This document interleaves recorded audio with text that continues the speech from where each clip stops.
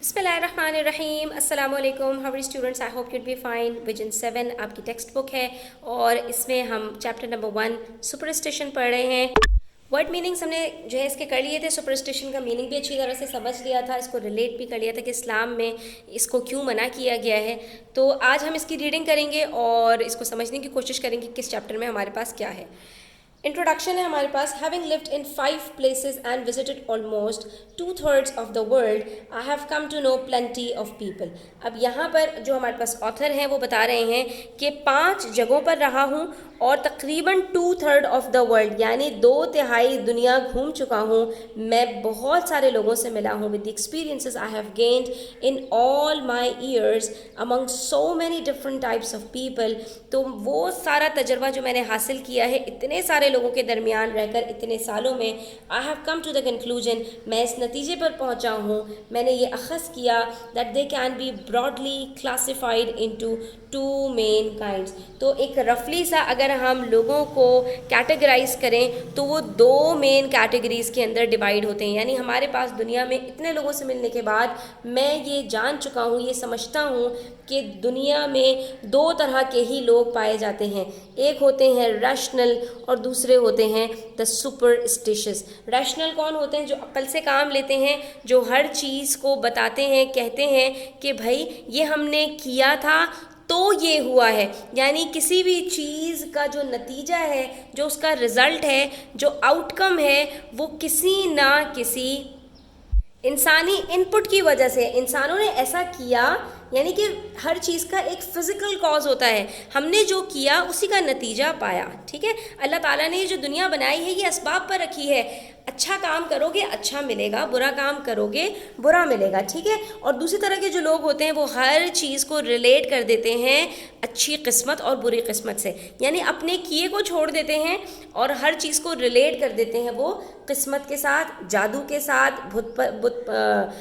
भूत प्रेत के साथ, इन सब चीज़ों के साथ जो है वो हर चीज़ को रिलेट कर देते हैं। तो ये 2 ही तरह के लोग पाए जाते हैं जो बहुत ज़्यादा वहमी होते हैं। This latter category can be classified into further 3 groups. Latter category मतलब ये जो 2 कैटेगरीज में से बाद वाली कैटेगरी है ना सुपरस्टिशियस की, इसकी मज़ीद हमारे पास 3 टाइप्स हैं।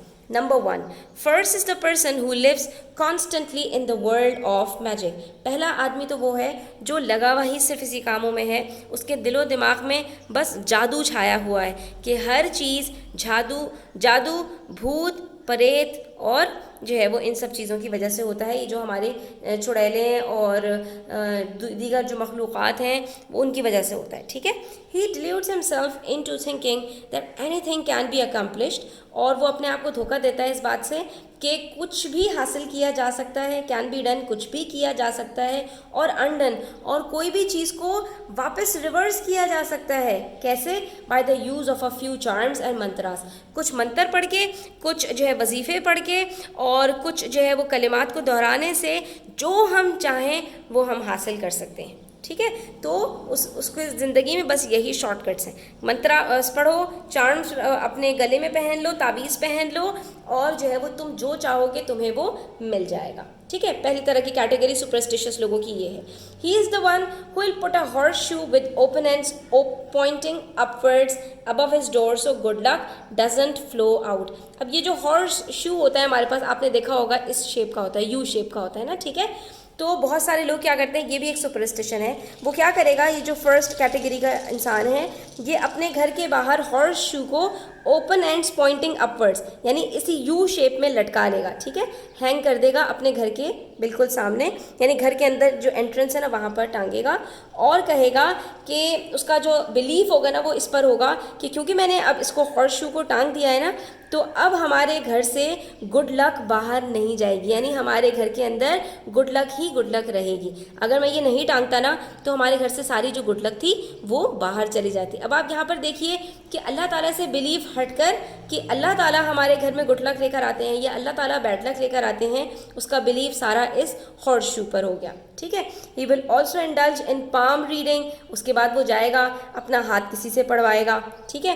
एंड एस्ट्रोलॉजी और नजूम जो होते हैं, इल्म नजूम जो सीखे हुए होते हैं उनके पास जाएगा, उनसे अपना हॉरोस्कोप पूछेगा, ठीक है, कि मेरे सितारे क्या कहते हैं, मेरे सितारे कहीं गर्दिश में तो नहीं है।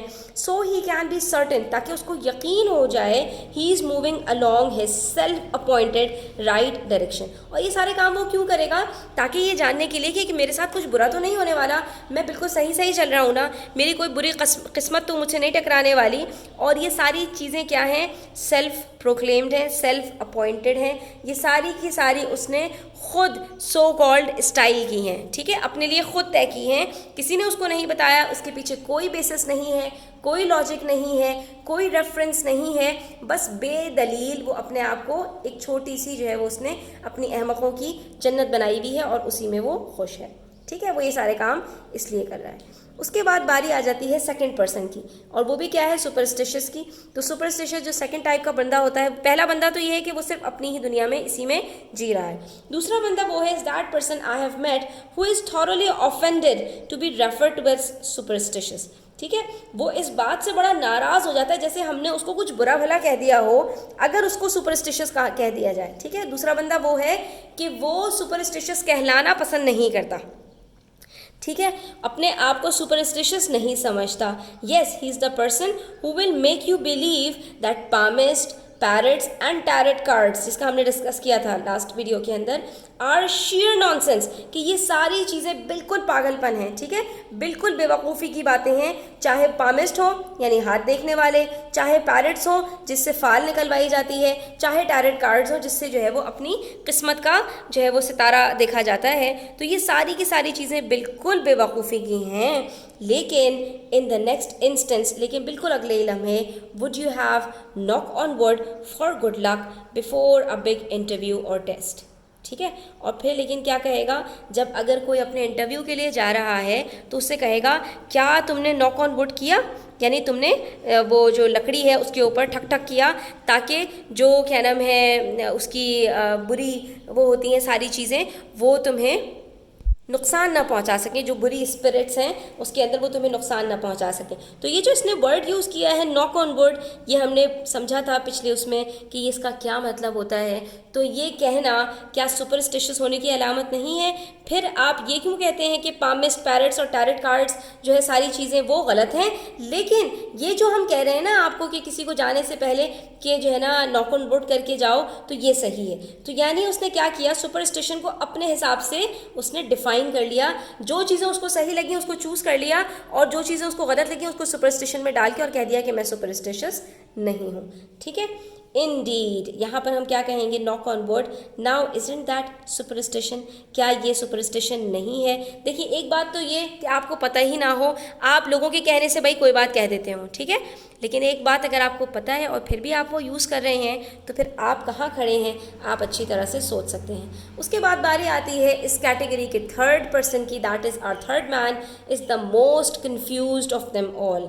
अब वो ना तो अपने आप को सुपरस्टिशियस कहता है, ठीक है, और ना वो इसका इनकार करता है, ठीक है। वो अपने आप को जादू टोने इन सब चीज़ों में नहीं रखता, उसको इन सब चीज़ों से कोई परवाह नहीं है कि जो है वो कोई बदरूहें होती हैं या कोई जो है चीज़ नुकसान पहुंचाती है, उसका इन सब चीज़ों पर बिलीफ नहीं है, ठीक है। और ना ही वो जो है इन लोगों का इनकार करता है, ना ही उसको इस बात से गुस्सा आता है कि उसको सुपरस्टिशियस वगैरह कहा जाए। लेकिन उसका काम क्या है यहाँ पर, ठीक है, although he has know believe in magical influences, उसका कोई बिलीफ नहीं है इन बातों से कि जो है ना कोई बुरी नज़र होती है, कोई जादू टोना होता है या जो है वो मैजिकल इन्फ्लुएंसेस होते हैं, नहीं।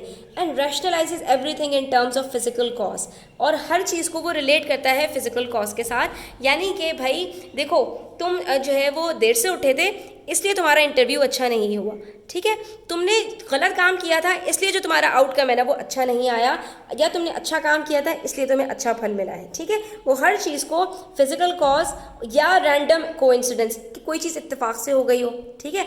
फॉर एग्जाम्पल, तुम बड़ी प्रिपरेशन करके गए थे, घर से सब कुछ अच्छा था, लेकिन वहाँ पर जो तुम्हारा बॉस था ना वो अपने घर से लड़कर आया था, तो दो चीज़ें यहाँ पर मिक्स हो गई, इसलिए तुम्हारा इंटरव्यू अच्छा नहीं हुआ। रैंडम कोइंसिडेंसेस थे, ठीक है। अच्छा, अब यहाँ पर हमारे पास क्या है he is the first to celebrate superstitious festivals like Valentine's Day and Halloween. लेकिन जब बात आती है इस तरह के इवेंट्स की, बात आती है इस तरह के फेस्टिवल्स की, तो वो सबसे पहला बंदा होता है, ये जो थर्ड कैटेगरी का बंदा है, सबसे आगे खड़ा होता है और जाकर इन सब चीज़ों को मनाने वालों में शामिल हो जाता है। He will indulge in such trivial festivals simply as an opportunity for enjoyment और may be because everyone is doing it. तो ये क्या है, ये जो है वो समंदर में बहने वाले सारी चीज़ों के साथ बहा चला जा रहा है। ठीक है, कि हर शख्स कर रहा है तो मैं भी कर रहा हूँ, क्या फ़र्क पड़ता है। ठीक है, मेरा कोई बिलीव थोड़ी है इसके ऊपर, ये तो मैं सिर्फ इन्जॉयमेंट के लिए कर रहा हूँ। तो ये उन तीसरे लोगों में से है। He thinks that since he doesn't actually believe in the ritual itself, it is acceptable for him to participate in it. उसका क्या बिलीफ है, क्योंकि मेरा इसके ऊपर बिलीफ नहीं है ना सुपरस्टिशंस के ऊपर, इसलिए मैं जो चाहे कर सकता हूँ। उन लोगों का जिनका इस पर बिलीफ है, वो जो कुछ करते हैं उनके साथ मैं इसमें शामिल हो सकता हूँ, क्योंकि मेरा बिलीफ नहीं है। मेरा बिलीफ तो ठीक है ना, ठीक है, ये इन्जॉयमेंट के लिए मैं कर रहा हूँ, लेकिन क्योंकि मेरा बिलीफ नहीं है इसलिए मेरे लिए इसमें पार्टिसिपेट करना बिल्कुल ठीक है। Thus it is our third man who is most difficult to convince।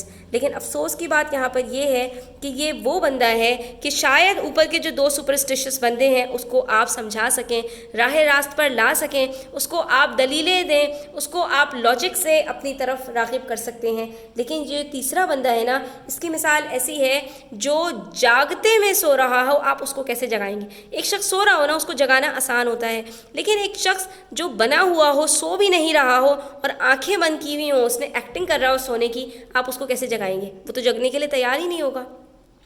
तो यहाँ पर ऐसे बंदे को समझाना, कन्विंस करना सबसे ज़्यादा मुश्किल बात है, क्योंकि वो आपको ही अपनी लॉजिक से और अपनी ही जो तौजीहात होंगी उससे मनवाएगा and shake off the beaten path, और वो आपकी बात मानने को तैयार नहीं होगा।